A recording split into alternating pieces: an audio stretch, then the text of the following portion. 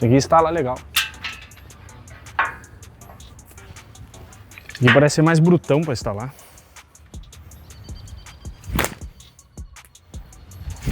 Ah, esse aqui tem a açoiteira dura.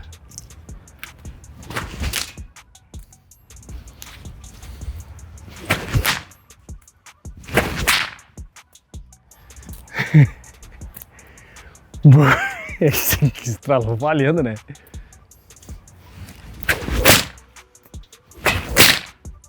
Ei, parece um balaço de 22. Chapéu! Quem tá me conhecendo recentemente e me vê bem vestido nas redes sociais, não faz ideia das minhas origens. Lá no campo, lá nas fazendas. Muito eu utilizei estas ferramentas aqui.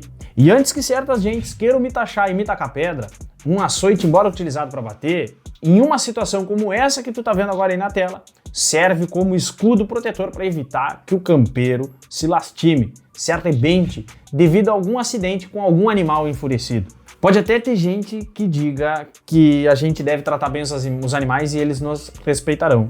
Mas no campo, na fazenda, não é bem assim. Há momentos em que os animais mostram um temperamento mais agressivo. Então, também, assim como temos os animais que têm temperamento mais brando, cabe ao campeiro reconhecer. Mas um instrumento como este aqui serve de escudo protetor muitas vezes frente a um perigo que possamos enfrentar nas lides. Basicamente, é uma ferramenta de uso no dia a dia do campo. Deixa eu te apresentar esta ilustre ferramenta de um homem campeiro e que tem muito a ver aí com o artesanato de couro cru, que são aí os relhos, açoites e rebenques. E aí, artesão empreendedor, outra buenas? Nesse vídeo, como tu viu, eu vou te mostrar mais um pouco sobre os relhos e te trazer aí mais clareza, conhecimento dessas peças aí para ti. Como o nosso país é grande, nossa diversidade cultural é imensa, devido à verticalização geográfica, as coisas tendem a mudar o sentido conforme muda a cultura. Eu não estou aqui dizendo o que é certo e o que é errado. Eu apenas quero trazer essa clareza para que, de repente, o que eu posso te dizer aqui não esteja certo, aí, os nomes não estejam certos na tua região do país onde tu estás, pois os nomes de algumas peças tendem a se modificar. Agora, o conhecimento que eu vou te mostrar aqui é fruto de estudos, pesquisas, buscado lá na fonte, na origem de cada um dos termos utilizados aqui nesse conteúdo. Se tu não está inscrito aqui no canal, te inscreve no canal, aciona a campana, que é o sininho das notificações, para que assim o YouTube te avise sempre quando eu vier aqui trouxer novos conteúdos de peças. Só para te avisar, nós temos conteúdos novos toda semana. E como eu te disse, eu quero te apresentar mais sobre essa ilustre ferramenta de lides com os animais. Os açoites, que aqui no sul chamamos de relhos e rebenques. Porém, na realidade, o nome correto é açoite, pois serve para quê? Justamente para açoitar. Açoitar é um verbo que no transitivo direto significa golpear com um açoite ou similar. O campeiro açoitava os animais, por exemplo. Também nós temos aí no sentido figurado, que açoite é ir de encontro com força, com violência. Ondas imensas, por exemplo, açoitavam a embarcação. Também temos outras maneiras aí de interpretar, que é cruzar, varar, movimentar, se movimentar rapidamente com violência. Por exemplo, a menina corria e seus cabelos açoitavam o vento no ar. Açoitavam o vento no ar é bom. Açoitavam o vento no ar é bom, né?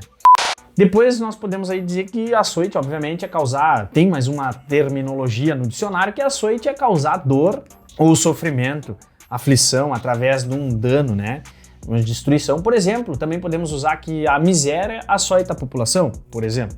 Outra terminologia para o açoite é causar devastação, assolar, devastar. Por exemplo, o vento açoitava a plantação. Já açoite é um substantivo masculino, que é um instrumento feito de tiras em couro que serve para castigar. Um chicote, um látigo, qualquer objeto que sirva para açoitar, um cipó, uma vara, pode ser um açoite. O açoite é um golpe aplicado com o chicote, com a vara e esses outros aí que eu citei para ti. É uma pancada com a mão, pode ser um açoite. Com a mão aberta, um açoite. Nas nádegas, na bunda de uma criança, uma palmada é um açoite. Bom, essas peças aqui têm por finalidade... assim, ó, eu não vou ser hipócrita em dizer que não. Ela serve exatamente para isso. Ela serve para bater em algo ou em alguém.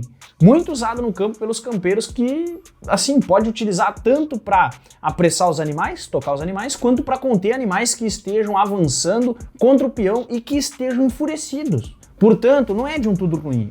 Não é apenas para fazer o mal, depende do ponto de vista, depende da mão que opera. Na verdade, depende da intenção do operador. Os açoites, também vale ressaltar, eram muito utilizados pelos feitores no tempo do Brasil escravocrata, onde eles usavam aí justamente para assolar os escravos na época da escravidão. Gente de Deus, ainda bem que a gente não viu isso, ainda bem que isso acabou, que isso terminou, porque assim, ó, cara, é uma passagem da história que nunca deveria ter existido, que é a tal da escravidão. Temos aí algumas categorias de açoites mais utilizadas aqui no Sul. Hoje eu vou te falar apenas deles, pois são os que eu mais domino. Porém, eu quero te falar sobre algumas características básicas que todo açoite tem. Todo açoite, ele basicamente tem duas características básicas, que é uma correia de couro, podendo ser trançada ou chata, e um cabo. Precisa ter essas duas características. Às vezes, alguns açoites, na outra ponta, possuem uma correiazinha que a gente chama de fiel, justamente para poder estar enfiando o pulso dentro. E hoje aí, com a modernidade, já se faz uso até de nylon na composição de alguns. Vamos começar pelo cabo? Ele serve exatamente para isso. A finalidade é de ser um cabo e, como tal, serve para apoiar, para empunhar o açoite, para segurar o açoite. E como no caso deste daqui, pode ser que seja adornado com metais, pode ser adornado com couro. E como eu havia dito, podendo ter uma pequena correia de couro que serve ali como que é utilizado de forma para ficar apoiado e preso no pulso do cavaleiro. Pois assim evita de forma de se perder, evita o perigo de perda da ferramenta, do relho. E a tira ou tiras de couro, aqui no Sul nós chamamos de soiteira, com S, que faz jus à palavra açoite. Essa mesma tira aqui a gente chama de soiteira, essa parte aqui. E aí a gente divide em 3 categorias, cujas categorias são trançadas, chatas ou torcidas. Elas podem também ser curtas ou compridas, largas ou estreitas. E aqui no Sul chamamos soiteira trançada, soiteira chata. É assim que a gente pronuncia dessa maneira. Logo também pode ser simples, pode ser adornada com costuras e que na ponta sempre leva um arremate especial condizente ao trabalho necessário que ela precisa fazer. Como por exemplo, o relho que na ponta recebe uma tala mais curta, ele se chama relho. E vale se falar que tala no dicionário é um substantivo feminino, que na medicina é o dispositivo inventado para evitar o movimento quando uma articulação quebra, quando a gente bota uma tala, por exemplo, certo? E no açoite é aquele açoite feito por uma tira só, muitas vezes é chamado de tala também, ou taleiro. Logo, essa tala visa um açoite um pouco mais bravo, já enquanto outros relhos recebem no lugar de uma tala uma fina correia de couro comprida, bem fininha, que tem um tento aí. E que praticamente tem a função de gerar um som tão alto e repentino que gera um impacto, quase que um susto em quem escuta. Exatamente como começou no vídeo lá. Exatamente daquela maneira que eu estava instalando aquele relho. Agora que tu compreende aí essas características, vamos conhecer aí os tipos de açoite. Eu quero agora aqui te pedir para te deixar um like nesse vídeo, porque assim eu tenho um feedback teu e tu valoriza esse tipo de conteúdo aqui que eu vou lá, eu estudo, eu pesquiso, a gente monta um roteiro, a gente tem todo um trabalho por trás. Então o teu like aí incentiva eu voltar aqui e produzir mais conteúdo para ti.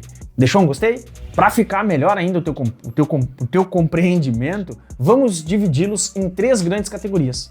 A categoria de número 1, que é a que possui maior variedade de diferenças de açoites, podendo ser dividido aí essa categoria número 1 em subcategorias, como relhos curtos e relhos compridos. Como relhos curtos, nós temos aí, por exemplo, o relho trançado, propriamente dito como relho trançado, que consiste basicamente em um cabo, como este aqui, adornado pode ser com materiais de metais ou propriamente o couro, e que na extremidade do cabo, onde chamamos de cabeça, leva um fiel, se coloca um fiel, certo? E justamente por ser um relho trançado, a sua soiteira ela é trançada e na ponta leva uma tala. Este aqui até precisa de uma reforma urgente. Leva uma pequena tala com o intuito de ser um pouco mais dura para causar uma pressão maior, obviamente. Ainda dentro dos trançados, nós temos aí os arrelhadores com 3 braças, que aqui no Sul chamamos de mangueadores. Infelizmente eu não tenho um exemplar desses para te passar, Mas se a gente for levar em conta, vamos fazer a conta seguinte. Levando em conta que cada braça, segundo a BNT, que é a Associação Brasileira de Normas Técnicas, mede 2,20 metros, então temos aí um relho com aproximadamente 6,60 metros de comprimento, com um cabo bem curtinho, que é cerca aí de um palmo, de 20 a 25 centímetros. Hoje em dia está muito em desuso esse relho aqui, pois a finalidade dele era ser utilizado pelos mangueadores, que eram os homens que lidavam nas antigas mangueiras de gado, que eram muito grandes. E o gado, mesmo quando se estendia ao longo de uma estrada, o gado consistente ao longo de uma estrada, ele tem essa terminologia, né, de mangueira. Os animais parecem uma mangueira estendidos, os animais estradeiros. Onde o campeiro precisava também muitas vezes selecionar aquele determinado animal, ele usava esse artefato mais comprido para fazer tal seleção. Sabe o que eu te falei ontem? Na hora que eu tava fazendo o roteiro, lembra que eu te falei ontem? Assim, ó, eu fazia isso nas fazendas, antigamente. Só que eu não usava um arrelhador tão grande, um mangueador. Eu fazia uso dessa técnica, só que numa escala um pouco menor. Eu pegava lá, se eu quisesse selecionar determinada vaca, o que eu fazia? Eu pegava um relho comprido, mais fino e comprido, dentro da mangueira mesmo, em cima da mangueira. E para deixar o bicho mais esperto, eu ia lá com o relho e dava um estalo. Aí aquele estalo fazia o bicho se espertar no meio dos outros bichos. E aí, quando o bicho se espertava no meio dos outros bichos, ficava até mais fácil de apartar aquele bicho, de apartar aquela vaca, por exemplo, numa parte. Nós juntávamos o gado num canto para fazer o aparte, e às vezes a gente queria apartar uma vaca, mas ela tinha 3, 4 companheiras e saía as 3, 4 companheiras junto. Para tu apartar aquela vaca preta, por exemplo, ou aquela vaca malhada do meio das pretas, o que a gente fazia? A gente ia lá e dava só, eu fazia isso, né? Eu chegava lá e dava só um relhaço que desse um estalo perto da orelha do bicho. Aí o bicho se assustava, se espertava, enquanto as outras ficavam de boa, bem tranquilo. Aí na hora de tu afastar ela já estava mais agitada, ela já estava mais esperta e a gente conseguia apartar com muito mais facilidade. Funciona muito bem. Essa técnica de tu dar um laçaço perto do bicho que tu quer apartar funciona muito bem. Mas claro, tem que ter prática, tem que ter precisão, tem que saber fazer. Além de entender, tem que saber fazer. Aproveitando aí que eu te contei essa história, esse caos, como diz o gaúcho, nós temos aqui os arrelhadores mais curtos, medindo aí algo em torno de uma braça. Tanto o mangueador quanto o arrelhador tem a mesma finalidade, que é essa aí que tu viu aí no vídeo. Geralmente os arrelhadores, eles têm algo em torno de uma braça. Eu vou mostrar medindo abrindo os meus braços, talvez tu não enxergue tudo, 100%. Mas aqui ele tem algo em torno de uma braça, contando com o tento da ponta, ele tem algo em torno de uma braça. Como eu te falei, né, aqui já vai o nylon, aqui tem um nylon na ponta. Geralmente ele tem uma braça e com um cabo um pouco mais comprido que um relho tradicional. O cabo ideal depende da pessoa que vai utilizar. Geralmente o comprimento do cabo é o braço do peão, ó, o braço é do peão. E a açoiteira é exatamente uma braça de comprimento, ou seja, 2,20 metros. Esse tipo de relho aqui dispensa aquelas correias que vão na outra ponta, na outra cabeça, que a gente chama de fiel, dispensa aquilo ali, pois geralmente o campeiro transporta aquele relho a cavalo segurando o relho desta maneira aqui, desta forma aqui. Então fica difícil aí dele estar perdendo. Vale dizer também que os arrelhadores são chamados aqui na minha região de quero-quero. Depois a gente tem, depois do arrelhador, depois nós temos aí um relho do tipo chamado, né, de chibata, que consiste em um cabo com 40 a 45 centímetros e uma cabeça. E nessa cabeça vai ficar preso o fiel, e um fiel muito forte, que é uma correia de couro, evitando assim o feitor perder o açoite em caso de alguém que quisesse tomar o relho. Infelizmente eu preciso falar disso aqui, pois era utilizado para isso. A açoiteira da chibata geralmente era formada por uma trança, muitas vezes era até torcida, com 3 açoiteiras juntas e presas a um cabo, onde se utilizava para dar castigo aos escravos. Como eu disse, ainda bem que a gente não vive mais nesse tempo. Ainda bem que esse tempo acabou. Na verdade, esse tempo nem deveria ter existido. Você me acredita que esse era o mesmo relho utilizado para maltratar Jesus? Infelizmente era assim. E assim, ó, eu até nem gosto de produzir esse tipo de peça, sabe? E eu te digo mais, cara, eles ainda eles deixavam as lasquinhas de couro sobrando para que quando o couro batesse na pele, se agarrasse, e quando o soldado romano, durante o processo de castigo, durante o processo de crucificação, na hora que puxasse, arrancasse pedaço de pele junto com o relho. Era assim, ó, era brutal, as coisas no passado eram brutais demais. É um tema delicado de falar, mas tem que falar. A chibata é essa aí que tu tá vendo aí agora na tela. com sinceridade, eu não faço esse tipo de trilho, justamente pelo sentido que ele era utilizado. Só que vale ressaltar que a Shibata tem uma variação que podemos dizer que é uma variação do arrelhador, é uma mistura do arrelhador com a Shibata. Essa variação é uma combinação entre os dois, onde a gente tem um cabo mais comprido, geralmente no comprimento do braço, e com a açoiteira, com o açoite propriamente dito, tendo uma braça aí aproximadamente. Exatamente como este cabo aqui, ó. É que, claro, este cabo aqui é de um cliente e, obviamente, ele não está no comprimento do meu braço. Mas aqui nós temos essa variante, como eu falei para ti, que é uma variante do arrelhador, onde ele tem o cabo e geralmente a açoiteira leva, alguns pedem a açoiteira curta, mas a açoiteira leva uma braça de comprimento e, como este aqui, na ponta ele leva 3 botões. Justamente esses 3 botões têm o nome de pata de galinha porque se assemelha muito a uma pata de galinha. Vai botando para aí para mim não me perder, porque senão eu posso me perder. Depois desse último que eu te usei como exemplo, depois desse aqui, nós temos todos os outros que são variações e combinações dessas categorias de relhos. Depois nós temos uma outra grande categoria, que são os relhos mais curtos, que aqui no sul chamamos de rebenques, onde o rebenque tem o significado de um pequeno relho. Dentre os rebenques nós temos os trançados, os torcidos, os chatos. Os chatos são compostos por correias de couros, que são tiras mais largas, como por exemplo as dos mangos. Deixa eu só pegar os mangos aqui para mim poder me orientar.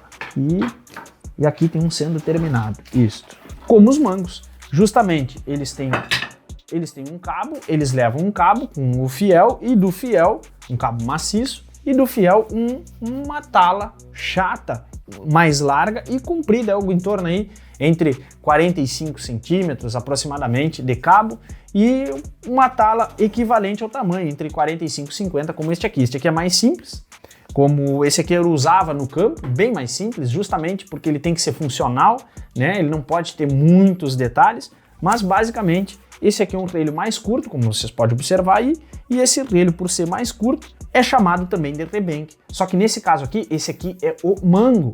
Ele pode ter ou não uma cabeça na outra extremidade e, obviamente, ele precisa levar aí o fiel, porque justamente ele é um relho que vai enfiado no braço, justamente aí evitando a perda desse material no campo. Podendo aí a açoiteira ser adornada, como eu disse lá no começo do vídeo, ou não, adornada com uma costura ou não. O cabo também pode ser adornado ou não, como no caso deste outro mango aqui, que o cabo é inteiramente forrado, fechado de couro. Esse tipo de açoite, com uma açoiteira mais larga, visa distribuir a pressão, não causando tanto dano assim para o animal, principalmente na hora da doma, pois geralmente o domador utiliza muitíssimo esse tipo de relho, esse tipo de açoite. E esse tipo de relho de açoite não causa tanto estresse ao animal. Na verdade, causa o estresse, mas não causa tanta dor, não causa dor para o animal. Temos também aqui um tipo especial de relho que se faz ele apenas com couro, exatamente como está esse pedaço aqui na minha mão, que eu vou pegar aqui, ó. Ele é totalmente feito de couro, como tu pode ver, o cabo dele foi feito de couro e agora está sendo forrado o cabo feito de couro. Aqui no sul nós chamamos esse tipo de relho de rabo de tatu. Por quê? Justamente ele lembra muitíssimo o nome dele, lembra o formato dele, faz alusão, lembrando muitíssimo ao rabo de um tatu. Geralmente, o cabo dele fica entre torno de 20, 30 centímetros, 25, 30 centímetros, e a açoiteira leva uma tala chata na ponta, que tem aí uns 25, 30 centímetros também. Depois disso, nós temos uns relhos muito parecidos com os rabos de tatu, inclusive nas suas medidas. Aqui a gente chama eles de macaca, até mesmo de guaxa. São relhos que têm um cabo maciço, geralmente de madeira, e que tem a açoiteira também feita com uma correia de couro larga como a dos mangos. Porém, a coisa aqui é um pouquinho mais larga, vai de 5 a 7 centímetros. Infelizmente eu não tenho nenhum modelo para te mostrar, o que eu posso te mostrar é esse desenho, essa imagem que tu tá vendo aí na tela. Também esses relhos levam uma argola no lugar da cabeça do relho. Na cabeça, no lugar do relho mais comum vai uma cabeça, esses aqui levam uma argola. Também são chamados de guaxas porque eles eram utilizados com os animais mais mimosos, ou seja, eram lides com guachos, e os guachos geralmente tinham essa característica de serem mais mansos e a açoiteira não precisava ser agressiva. Por isso, uma açoiteira mais larga que não gera nenhum dano à pele e ao músculo do animal açoitado.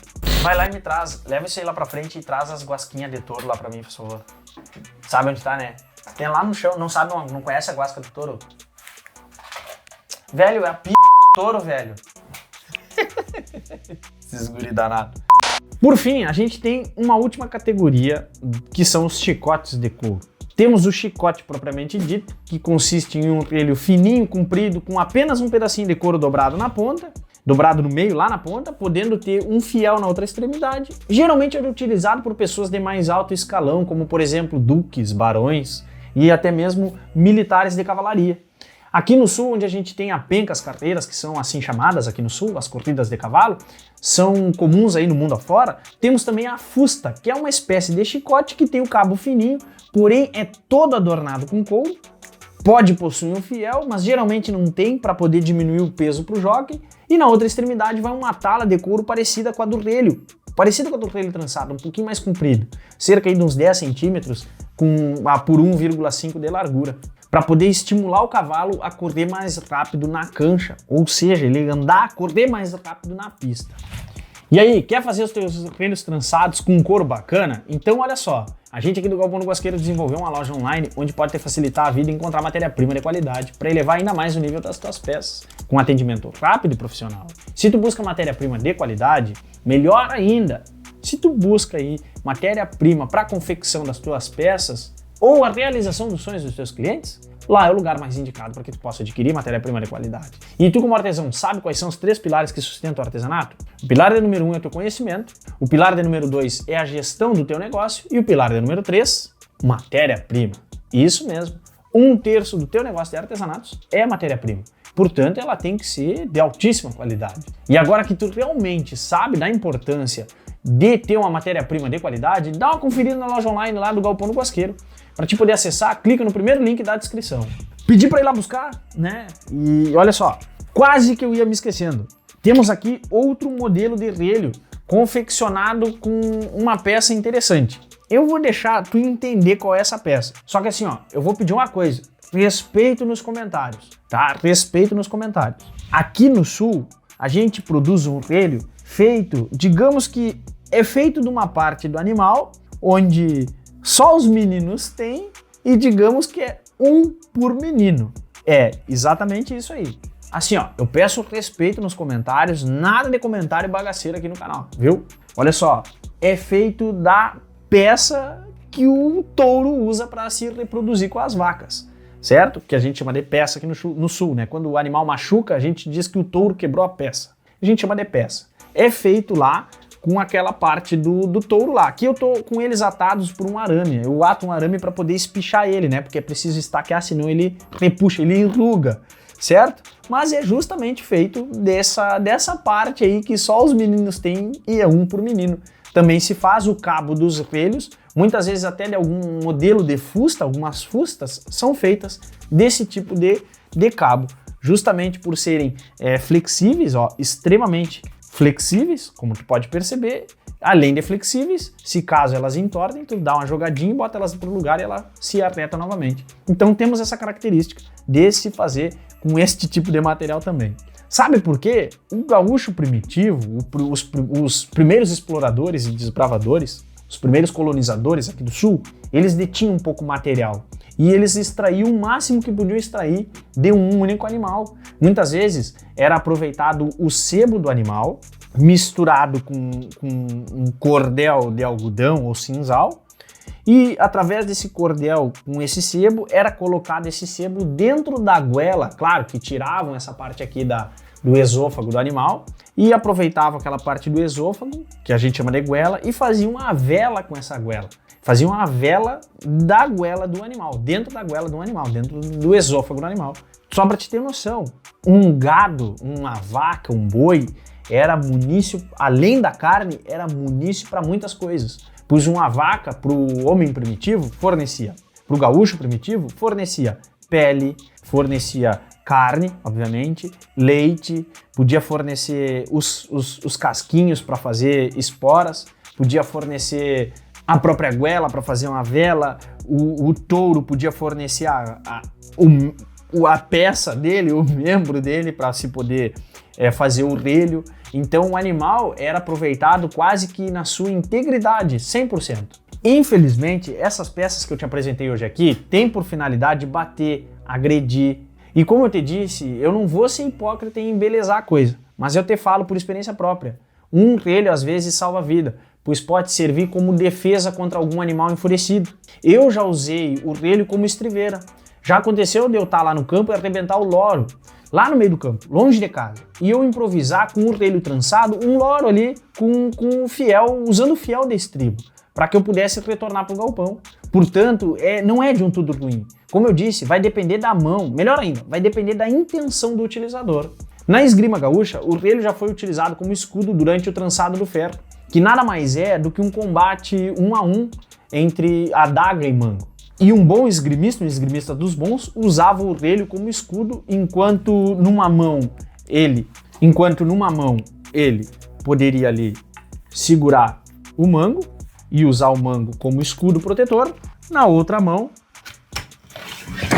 ele poderia usar a adaga para batalhar, e aí aquele cabo servia como escudo protetor. Na outra mão, geralmente, ele usava uma adaga ou o el facón. Temos aí que cultivar a nossa tradição, mas a gente não pode romantizar demais para não esquecer para que se utilizavam muitas vezes essas ferramentas no passado. Porém, como faz parte do meu artesanato, eu preciso falar mais sobre os relhos, ou melhor, falar mais sobre os açoites. Se você tem alguma dúvida aí, aproveita o espaço de comentários, faz a tua pergunta. Outra coisa também, me fala agora aí nos comentários o que tu achou desse vídeo. Olha só, se de alguma forma eu te ajudei hoje aqui, compartilha esse vídeo com mais pessoas, viu? Me apoia, me ajuda compartilhando esse vídeo. E aí, já pensou em transformar as tuas peças em renda extra e até mesmo ter o teu ateliê de forma profissional? Então eu vou deixar mais esse conteúdo aqui para que tu possa entender ainda mais a dinâmica do teu ateliê e entender que é um negócio, que é uma empresa, para que assim tu possa buscar o sucesso e encontrar o caminho que vai te levar a fazer os 5 em 30. Até o próximo vídeo, obrigado pela tua atenção, espero que eu tenha te ajudado, um grande abraço para ti e toca aí, ó. Tamo junto, até o último suspiro.